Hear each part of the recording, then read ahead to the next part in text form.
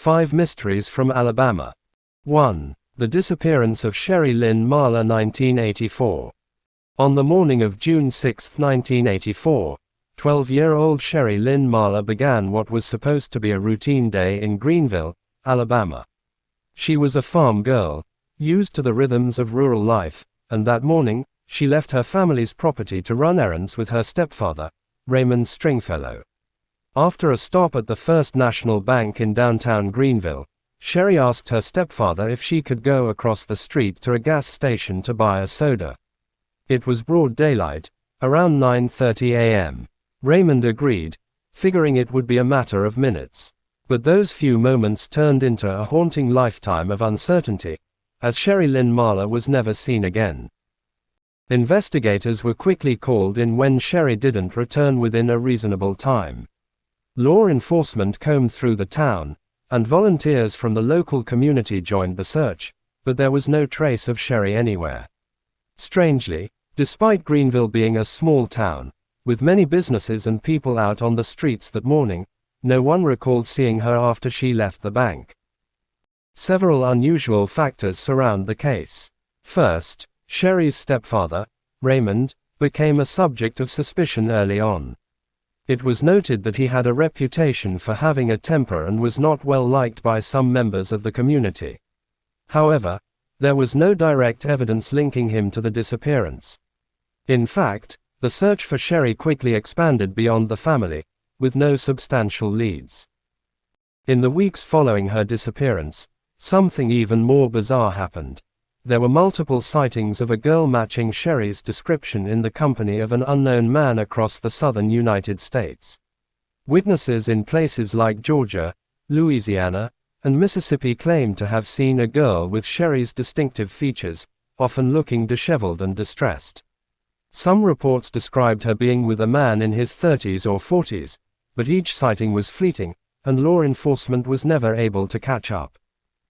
One particularly chilling detail involves a note that was left on the windshield of a car belonging to Sherry's mother, Betty Stringfellow, a few days after her disappearance. The note, crudely written and full of misspellings, implied that Sherry had been abducted, though it didn't offer a clear ransom demand or other explanation. This note led investigators to believe that Sherry had been taken, but the author was never identified. Theories about Sherry's disappearance have ranged from the mundane to the sinister. Some believe that Sherry may have been abducted by a stranger, possibly someone passing through Greenville at the time. The reported sightings suggest that she may have been held against her will and moved across state lines, potentially into the darker world of human trafficking. However, no strong leads have ever emerged from these sightings. Another theory is more localized. Could someone close to Sherry have been involved in her disappearance? Some locals have speculated that the truth might lie within the family or her close circle of acquaintances, but there has never been enough evidence to confirm this. Though her stepfather was scrutinized early on, no charges were ever filed, and he has consistently maintained his innocence. In recent years, cold case investigators and online sleuths have revisited Sherry's disappearance, hoping that advances in technology or new witnesses might shed light on the mystery. Yet, despite these efforts, the disappearance of Sherry Lynn Marler remains one of Alabama's most enduring cold cases. The lack of evidence, combined with the eerie sightings in distant states, has made this case particularly difficult to solve. With each passing year, hope dims for finding out what truly happened to Sherry. But for her family, the quest for answers continues, and the mystery remains a haunting reminder of how quickly a person can vanish, even from the safety of a small, familiar town. 2. The Red Lady of Huntingdon College. Huntingdon College, a small liberal arts institution in Montgomery, Alabama, is known for its southern charm and academic rigor. But for more than a century, it has also been the center of one of Alabama's most famous ghost stories, the tale of the Red Lady. In the early 1900s, a young woman named Margaret, who came from a wealthy New York family, enrolled at Huntingdon College. Margaret's parents had sent her south in the hopes that the change in environment would help her adjust to life away from home, but things didn't go as planned. From the moment Margaret arrived at the college, she felt out of place. She was a shy, introverted girl, and she quickly became isolated from her classmates. Margaret had one strange obsession: the color red. Her dormitory room in Pratt Hall, a historic building still standing on the campus today, was filled with red objects. She adorned herself in red clothing, decorated her bed with red linens, and even wrote letters home with red ink. Her fixation on the color became a topic of gossip among her peers, but it also highlighted her growing alienation. As the weeks passed, Margaret's depression deepened, and she became even more reclusive. One night, students in the dormitory were awoken by blood-curdling screams echoing through the halls. Margaret had been found dead in her room, having taken her own life in a final, tragic act of despair. The room was lit only by the red glow of her lamps, casting a haunting atmosphere over the scene. She was wearing a red nightgown, a detail that would become central to her ghostly legend. Since Margaret's death, many students have claimed to encounter her restless spirit wandering the halls of Pratt Hall. Witnesses describe seeing a figure clad in red, who appears and disappears without warning. Some students have reported doors slamming on their own, lights flickering, and hearing faint, sorrowful whispers in the dead of night. The ghost of the Red Lady has become deeply ingrained in Huntingdon's campus folklore, passed down through generations of students. But the mystery doesn't end there. Over the years, some versions of the story have suggested that Margaret's death may not have been a one-off incident. According to certain accounts, years after her passing, another student also met a tragic end in Pratt Hall. This second girl, too, was obsessed with the color red and reportedly jumped to her death from one of the dorm's windows, dressed head to toe in red. What makes this legend particularly enduring is that while it began as a ghost story, there is substantial evidence that Margaret did exist, and her tragic death did occur. Huntingdon College maintains records from the early 1900s, and local historians have confirmed the account of a student who passed away under mysterious circumstances. The connection between Margaret's fixation on red and her mental state has intrigued psychologists, some of whom have suggested that her obsession may have been a manifestation of her deep emotional turmoil. Theories about the Red Lady's ghost are varied. Some believe that Margaret's spirit remains at Huntingdon because of the trauma she experienced there, unable to find peace. Others suggest that the red she so adored in life has become a spectral symbol of her pain and isolation, trapping her spirit within the walls of Pratt Hall. Some skeptics dismiss the legend as mere superstition, though the numerous reports from students and staff over the years make it difficult to ignore. Each year, incoming students at Huntingdon College are introduced to the story of the Red Lady, both as a cautionary tale and as a part of the school's unique identity. The ghost of the Red Lady remains one of Alabama's most famous spectral figures, her tragic story continuing to resonate with new generations. 3. The Unsolved Murders of the Freeman Family 1997. On the night of October 18, 1997, the quiet, rural community of Crenshaw, Alabama, was rocked by a brutal triple murder. Jerry Freeman, his wife Karen, and their 10-year-old son Dustin were found dead in their home, executed with gunshots to the head. The home was set ablaze in an apparent attempt to cover up the crime, but the fire only served to bring more attention to the horrifying scene. When firefighters arrived, they extinguished the blaze and discovered the bodies inside. The nature of the killings shocked everyone. This wasn't a robbery gone wrong or a domestic dispute. It appeared to be a planned execution. The small town, where violent crime was virtually unheard of, was thrust into the national spotlight as law enforcement launched a massive investigation. Despite the scale of the investigation, few concrete leads emerged. Investigators found no signs of forced entry, leading them to believe that the Freemans may have known their killer. This theory was reinforced by the fact that the family was well liked and had no known enemies or involvement in criminal activity. A thorough search of the crime scene revealed little physical evidence, and no witnesses came forward. One of the most obscure and eerie details about the case is the phone call that Jerry Freeman made to a friend the night before the murders. In the call, Jerry reportedly mentioned feeling uneasy, as though something was wrong.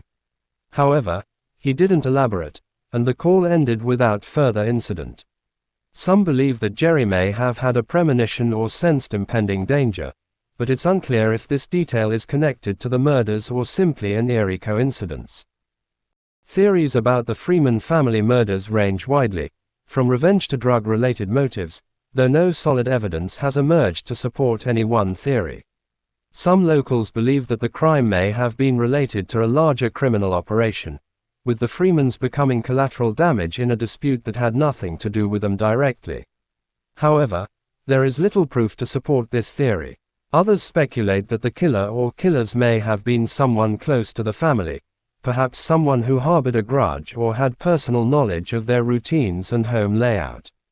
The fact that there was no sign of forced entry suggests that the Freemans either knew their killer or felt comfortable enough to let them in. Another strange twist in the case involves a series of second-hand confessions that emerged in the years following the murders. Multiple individuals, often with criminal backgrounds, claimed to have heard others confess to the killings. These confessions were never verified and often led to dead ends, but they fueled rumors that the murders were part of a larger conspiracy or criminal act that remained hidden in the underworld of rural Alabama. Some of the confessions even hinted at the possibility of hired killers, though law enforcement could not corroborate these claims. To add to the mystery, there was a belief that the fire set after the murders was an amateurish attempt to destroy evidence. While the fire caused significant damage to the home, investigators were still able to recover enough clues to indicate that the fire was started hastily and without much planning. This led some to speculate that the murderer or murderers panicked after the crime and set the fire in a last-ditch effort to cover their tracks. Despite the passage of over 2 decades, the Freeman family murders remain unsolved. The Crenshaw community continues to mourn the loss of a well-loved family and remains haunted by the lack of justice. Law enforcement periodically revisits the case, but new leads are scarce, and without new evidence, the truth behind the Freeman murders may remain a cold case forever. The killings are a stark reminder that even in small, tight-knit communities, dark secrets can linger just beneath the surface. 4. The Ghost of the Boyington Oak, Mobile's Haunted Tree. In the heart of downtown Mobile, Alabama, there stands a towering oak tree that casts long shadows over the nearby cemetery. Known as the Boyington Oak, this tree has been the source of local legends for nearly 2 centuries. It's not just an ordinary tree. It's believed to be haunted by the restless spirit of a man wrongfully executed for murder. The story begins in 1835, when Charles R. S. Boyington, a printer from Connecticut, was living in Mobile. Boyington was described as a quiet, well-mannered man, though he was not well known in the area. He had befriended a fellow printer named Nathaniel Frost, and the two spent time together drinking and socializing. On May 11th of that year, Frost's body was found near the Church Street graveyard, brutally stabbed. Boyington, who had been seen with Frost earlier that day, was immediately suspected of the crime. Authorities claimed that Boyington had killed Frost in a robbery, as Frost was found without his wallet. Boyington was arrested and charged with murder, despite a lack of physical evidence tying him to the crime. Witnesses reported seeing the two men together, but there were no direct eyewitnesses to the murder itself. In a trial that many believed was rushed and unfair, Boyington was convicted and sentenced to death by hanging. What makes the case particularly mysterious is Boyington's adamant claim of innocence throughout the trial and even up until his execution. He maintained that he had not killed Frost and that he had been framed. In a desperate bid to clear his name, Boyington made a chilling prediction shortly before his execution. He claimed that after his death, an oak tree would grow from his grave as a testament to his innocence. On February 20, 1835, Boyington was hanged before a crowd of onlookers. His body was buried just outside the cemetery where Frost's body had been found, and for a time, his case faded into local history. However, in the years following his death, a small oak sapling began to sprout from the ground near where Boyington had been buried. Over time, the sapling grew into a massive oak tree, towering over the graveyard. The growth of the Boyington Oak has fueled the belief that Boyington's spirit lives on in the tree. Local legend holds that on quiet nights, the ghost of Charles Boyington can be heard whispering through the leaves of the oak, proclaiming his innocence. Some even claim that they've seen the figure of a man wandering near the base of the tree, especially on the anniversary of his execution. While many regard the Boyington Oak as just another ghost story, some historians have questioned the fairness of Boyington's trial. The evidence against him was circumstantial, and there were no other serious suspects considered for the murder of Nathaniel Frost. Boyington's claim of innocence, combined with the eerie growth of the tree, has led some to believe that he may indeed have been wrongly executed. There are also rumors that a deathbed confession from an unknown individual claimed responsibility for the murder of Frost, though this story has never been officially verified. Whether or not the confession is true, the Boyington Oak stands as a physical reminder of Mobile's haunted past, and it continues to attract visitors curious about the legend. Theories about the haunting vary. Some believe that Boyington's restless spirit is tied to the oak tree because it grew from the soil of his grave, while others think that the tree itself is merely a symbol of nature's justice, growing to proclaim his innocence. Skeptics, of course, dismiss the story as a coincidence, but for those who have felt a cold chill pass through the cemetery or heard the faint whispers in the wind, the Boyington Oak remains one of Alabama's most enduring mysteries. 5. The vanishing of the Clanton gang's gold. Civil War legend. In the waning days of the Civil War, Alabama was a chaotic and dangerous place. Confederate forces were retreating, Union soldiers were advancing, and local militias and rogue bands of soldiers were taking matters into their own hands. It was during this time of turmoil that a group of Confederate sympathizers, known as the Clanton Gang, carried out a series of robberies and looting across central Alabama.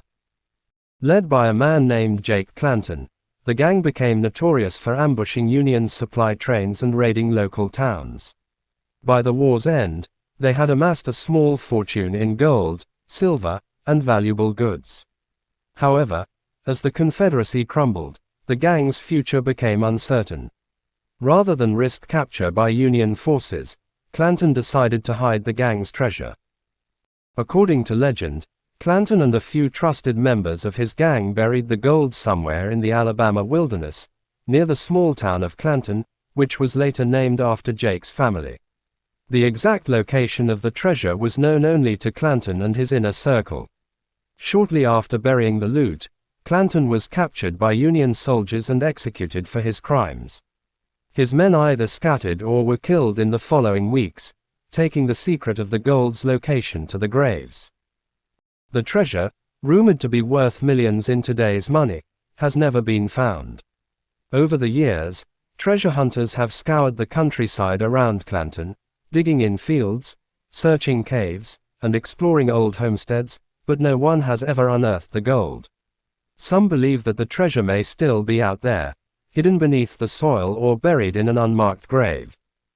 One particularly interesting theory suggests that Clanton's treasure is hidden in a network of caves that run through the region. Alabama is home to numerous limestone caves, many of which were used as hideouts and storage sites by both Confederate and Union forces during the war. Some treasure hunters have focused their efforts on these caves, convinced that Clanton would have used the natural landscape to his advantage. Others believe that the treasure may never be found because Clanton's gang returned after the war and retrieved it. There are rumors that a few of Clanton's men survived the war and quietly disappeared, living out the days in wealth and anonymity. This theory is difficult to prove, but it's been enough to keep the legend alive. As with many Civil War-era treasures, the story of the Clanton gang's gold has taken on a life of its own, blending history with folklore. Whether the treasure exists or not, the tale has captured the imagination of Alabamians for generations. For now, the Clanton gang's gold remains one of the state's most tantalizing unsolved mysteries, waiting to be uncovered, or perhaps, waiting to fade completely into legend. Conclusion. These 5 stories from Alabama: Sherry Lynn Marler's disappearance, The Haunting of the Red Lady, the Freeman family murders, The Ghost of the Boyington Oak, and the Clanton gang's lost treasure, each offer a glimpse into the state's rich and mysterious past. Alabama's history is steeped in strange and unsolved mysteries, many of which defy easy explanation. These stories, filled with twists, turns, and enduring questions, continue to fascinate, reminding us that some answers may never be found, and that sometimes, the mystery itself is what captivates us most. Thank you for joining us in exploring these haunting mysteries from Alabama's past. If you enjoyed this video, be sure to subscribe and stay tuned for more stories of unsolved crimes, ghostly apparitions, and hidden treasures. Until next time, keep searching for the truth, because you never know what you might uncover.